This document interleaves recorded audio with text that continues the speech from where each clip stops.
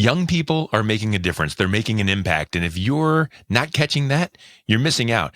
The things that they're taking on, the events they're taking on, the leadership that they're taking on is working, and it's changing our society for the better. It is not easy, and the pressures are huge. We're going to find out more about that next with Emily Grimm.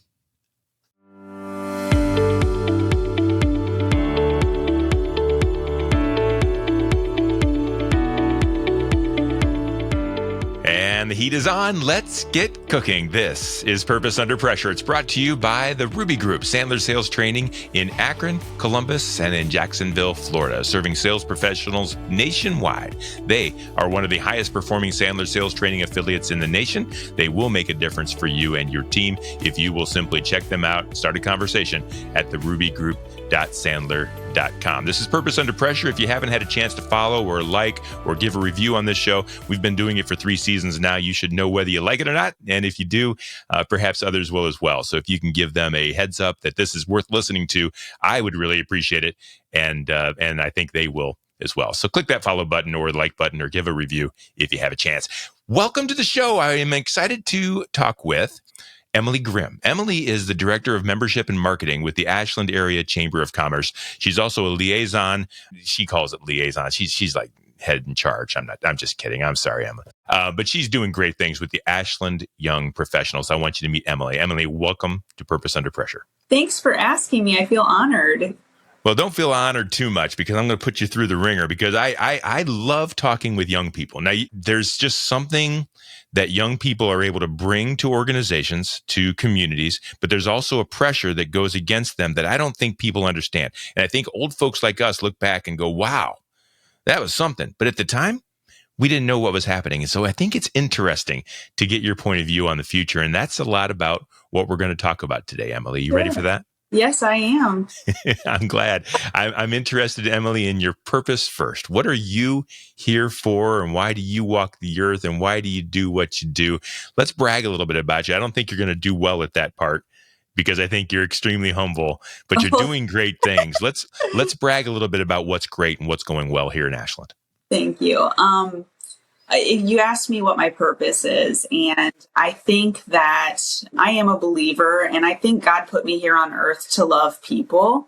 And I grew up locally here in Ashland. I went to Mapleton High School, and then I went on to Muskingum University down in Southern Ohio. But overwhelmingly during my times there, I just loved people so much. I was so involved in different organizations, different leadership roles throughout both high school and college.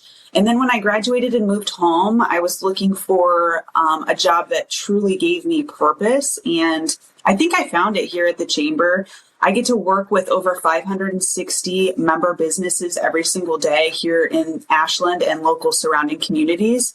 And it just kind of continues my passion that I had all those years ago with different leadership roles. But now I get to do it in the community, which is on a bigger scale. And, at the end of the day, when I go to bed, I just hope that we're able to make a difference somehow to make Ashland a better place, to continue the momentum that our community has. And that's just really, I think, why I was put here on earth.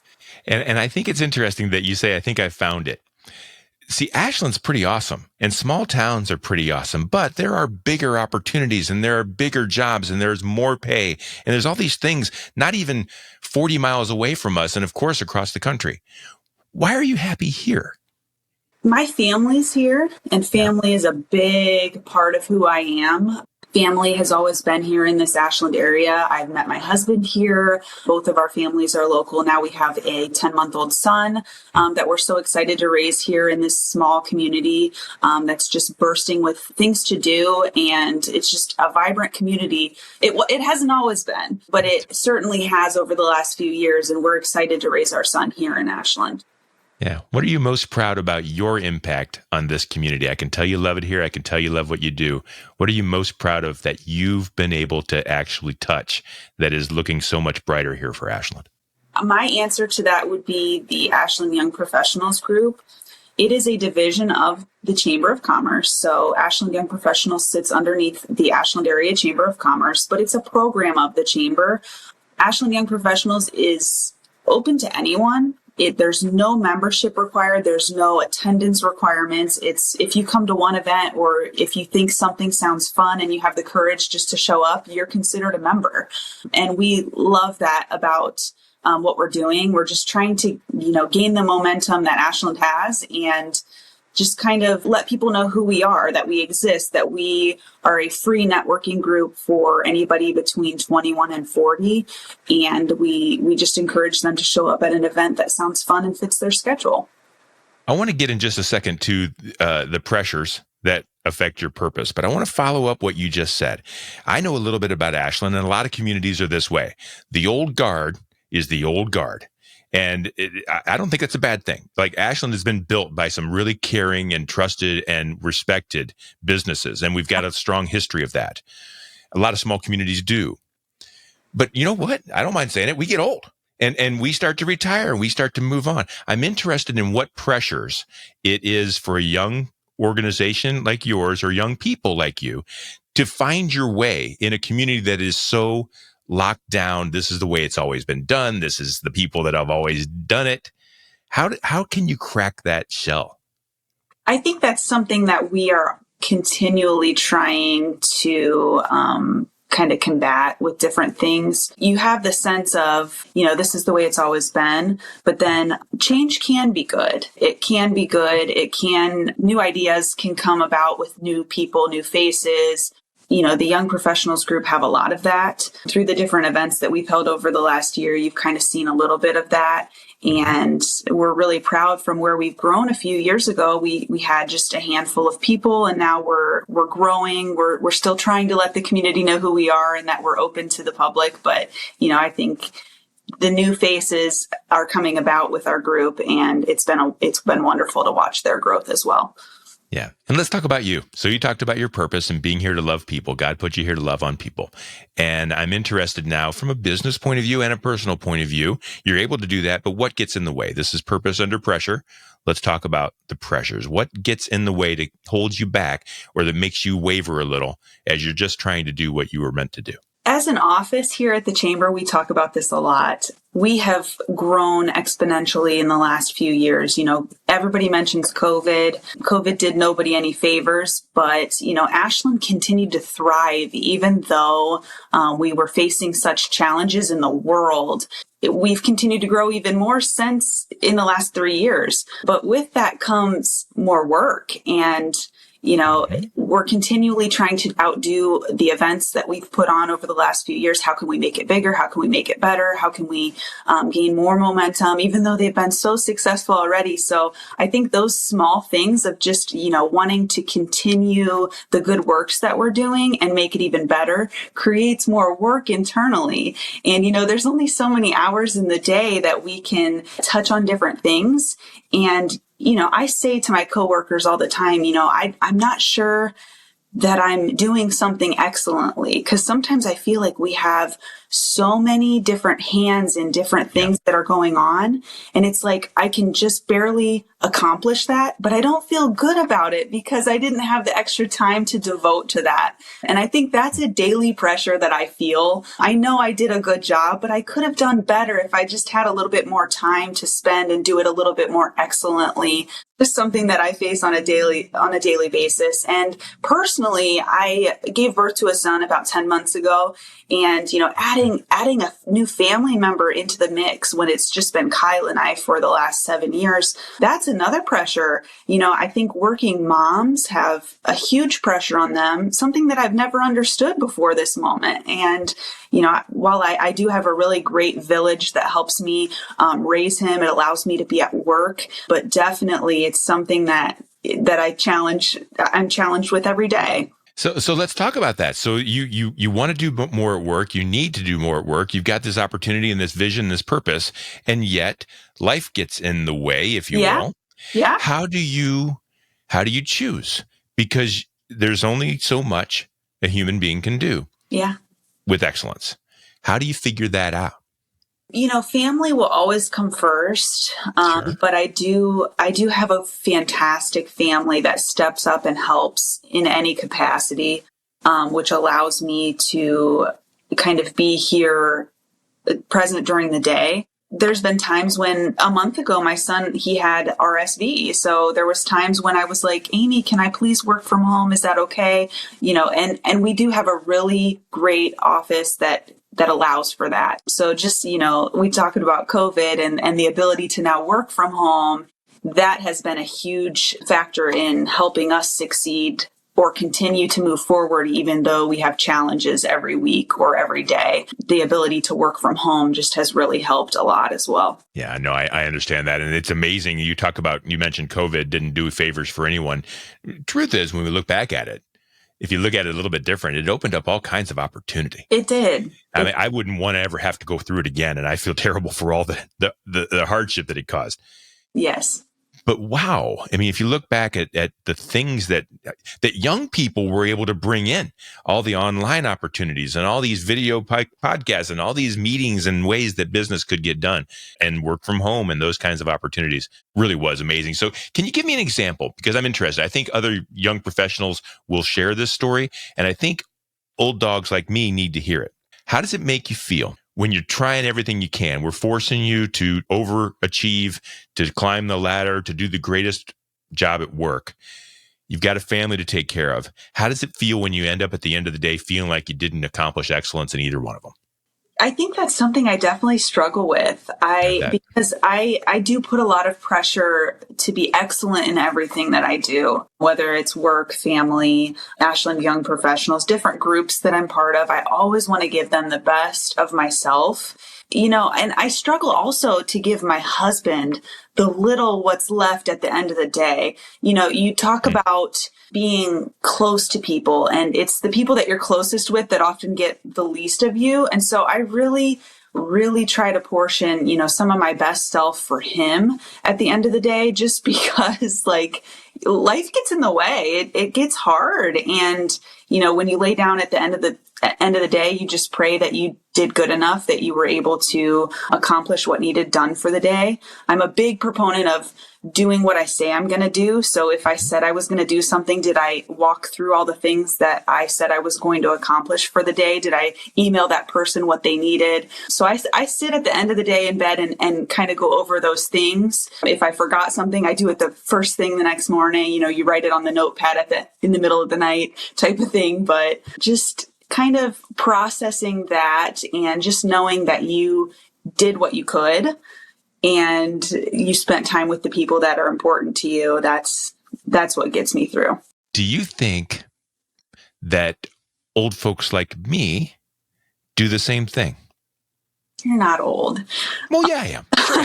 So, yeah. No, I'm only a few years away from retirement. I'm an old. Okay, for the sake of conversation. Sure. The experienced leaders that are running the organizations that are hiring the young people, do you think that we share the same issues, go home at night feeling like we didn't accomplish everything we were trying to accomplish? Or is that something that you think young people struggle with because they're trying to get and find their way in this world and try to make things even better for themselves and for everyone around them? That's an excellent question. Personally, I hope that people think that way. I hope that people lay down and think those thoughts at night, just because, everybody's different, but that helps me process. It helps me to know that I'm living my purpose every day. So I hope that anybody at any age continues to do that. Yeah. See, I like that answer. And I think that you could have gone either way. You could have said, no, you guys have figured it out. We're trying to figure it out and we're just like a ball of stress. But instead you went from the world of abundance and said, yeah, we're all trying to do more. We're all trying to be better. We're all trying to give more. Yep. And it's true. And it's very true. And I think it's different though a little bit in that there's the pressure of the young family. There's the pressure of putting them through school soon. And you're wondering, are we going to, you're thinking someday we'll ever be able to retire. You're thinking all these things. Yes. So I'm interested in your viewpoint of the team. We were talking a little bit before about how important your team is. And there's a group of young professionals here in Ashland that are just killing it. And you're a part of that group. I'll dare to say leading that charge. How much do you rely on them? And how much do young people need to rely on each other to move forward in this world?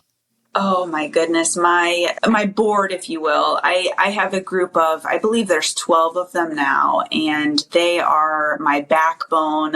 They are the breath of our organization. They help lead, they help make decisions. They're the people that come up with the events that we have. So while I get to be, in a sense, the face of the organization because it is a chamber organization, they are the people that really back me up. They are the people that are planning the events that you see us put on.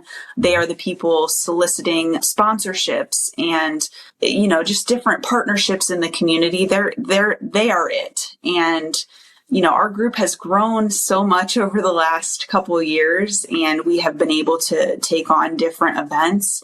I know you personally have golfed in our golf outing. Oh, yeah. If I could even just talk about that for a minute, because the successes we have seen in that event alone. Our first year in 2021, we talk again about COVID. This is the year when it was kind of, I guess, maybe on the decline, but, people were still hesitant to get out. And we had 14 teams in 2021, and we raised $2,000 at that event. Now, I guess I should back up and say at the beginning of the event, we kind of let our golfers choose who the proceeds would go to. We kind of gave them 3 different categories. Would you rather this event go to help pets? We had children or elderly folks in the community. And while there's different events throughout the year for children and elderly folks, everybody kind of felt like there was not really one specific large fundraiser throughout the year for pets. And so our golfers overwhelmingly chose pets to be the beneficiary of the first year. Well, then the second year rolls around and we kind of did the same thing. Everybody really still liked the idea of pets, so we kept it. And that second year we had 25 teams, so from 14 to 25. The first year we raised $2,000. Last year we raised $11,000. And then this year, you talk about another, this is our third year. We had 33 teams. We had 93 sponsors or donors or partners in some. 93. 93. It's a lot. Let's not skip over that. 93 sponsors. 93 sponsors. Holy cow. 33 teams, 93 sponsors. We had 40 volunteers show up to help. Yeah. And we raised $15,000 this year. Say on the rule, only decision makers can get other people to make decisions. Each and every day, we have a decision to make. Also, when we're with buyers in our sales process, we have a decision to make how we're going to lead that interaction. And if I'm somebody that can make daily commitments and keep those daily commitments, then when I'm with buyers, I expect them to make commitments and keep those commitments to me throughout that sales process. So first and foremost, I have to have a decided heart in order to lead other people to make the decisions that I'm expecting them to make.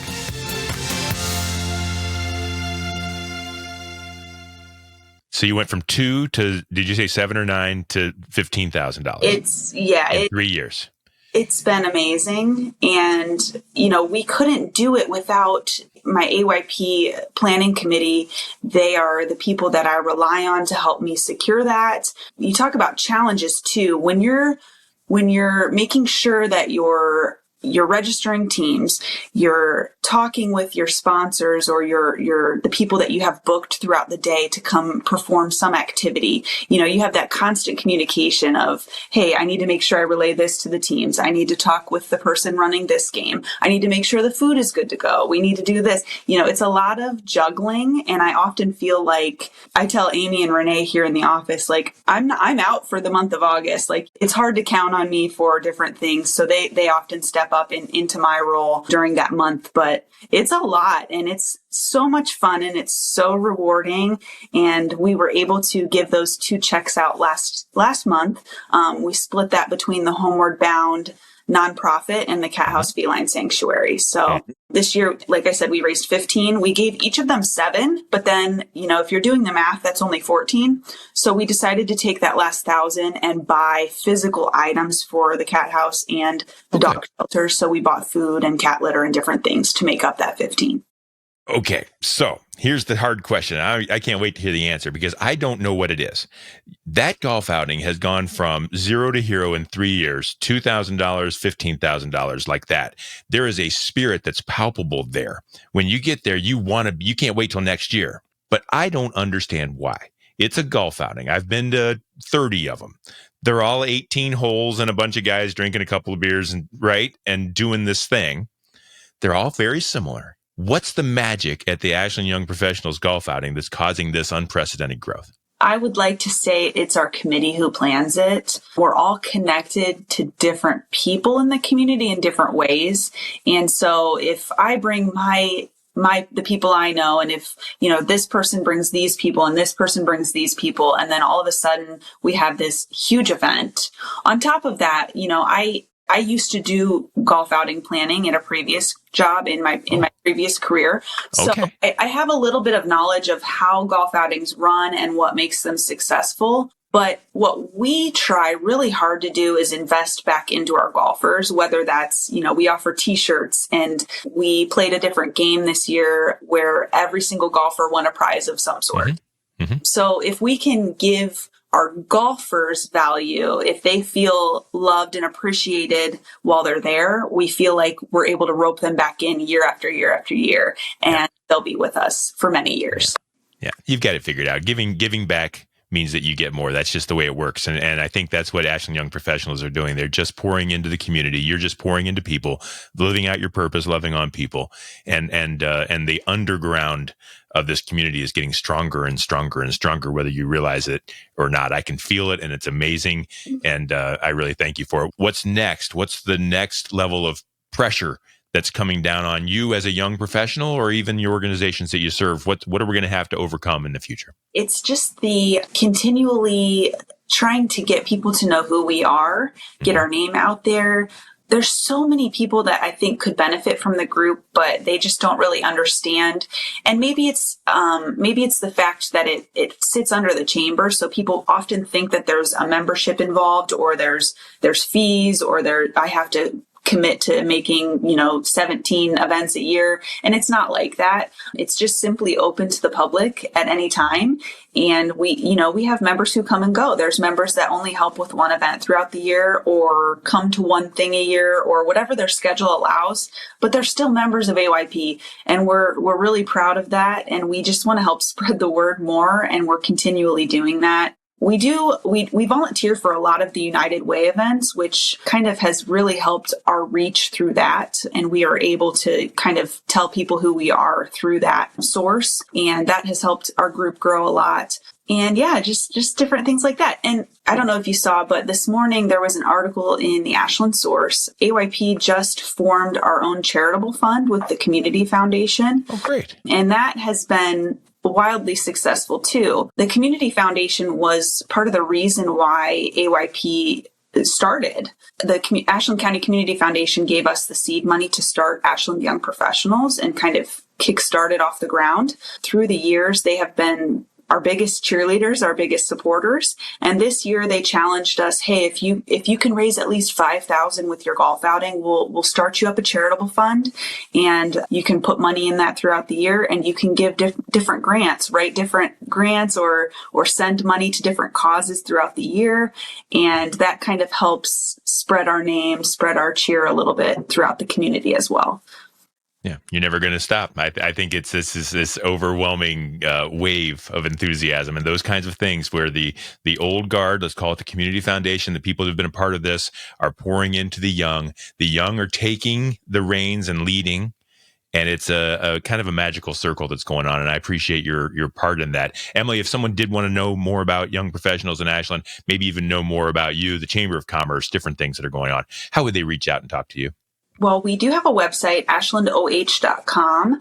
There's different tabs. If you're curious about membership, we have all the information about membership on there. There is a tab for Ashland Young Professionals that you can connect with us on there. On the tab of Ashland Young Professionals shows all of our upcoming events. You can also subscribe to our once a week email newsletter, which kind of debuts our events and different things we have coming up. And then you can also follow us on Facebook or Instagram. We try really hard to post at least once or twice a week of the different things we're doing, the different events we're hosting, and things like that. we have some interesting events that we are really excited to talk about, kind of debut here in the next few months. And we're excited to see where that goes. Folks, did you notice that whenever I asked Emily about her, it always turned into about young professionals? See, that's what I want to share about our young professionals. A lot of people, don't you think, Emily, a lot of people say, oh, those kids today, those young people today, they don't want this, they don't want that, they don't get it. It is so false. Young people today, people in your generation that are trying to make a difference, are trying to make a difference for others. They're trying to support something good, some kind of a cause that means something to them, but that affects other people. And they're far more interested in what it means to you, to others, than to themselves. And that's who you are. And I really appreciate the way you shared that. I hope that people can see that in you. And I hope that people will look for that in others too, because it's there. You just have to look and see exactly what's going on in the mind of young people. Emily, thank you for being a part of our show. Thank you so much for having me. Yeah, I'm glad we did. This has been a great story, and I'm glad you told it. That's Emily Grimm, Director of Membership and Marketing with the Ashland Area Chamber of Commerce. She's also the liaison with the Ashland Young Professionals here in town. We're so happy that she's our guest on Purpose Under Pressure, brought to you by the Ruby Group, Sandler Sales Training. Sellers are under pressure to perform, and Sandler helps you succeed on purpose, especially if you're a young seller. Man, they'll teach you how to do it right from the very beginning before you develop all those bad habits. Trust me, I know. So check them out if you're interested. You will find all past episodes of Purpose Under Pressure at brianmediastrategies.com/podcast and wherever you stream your podcasts. We do this every week, and we will see you next time on Purpose.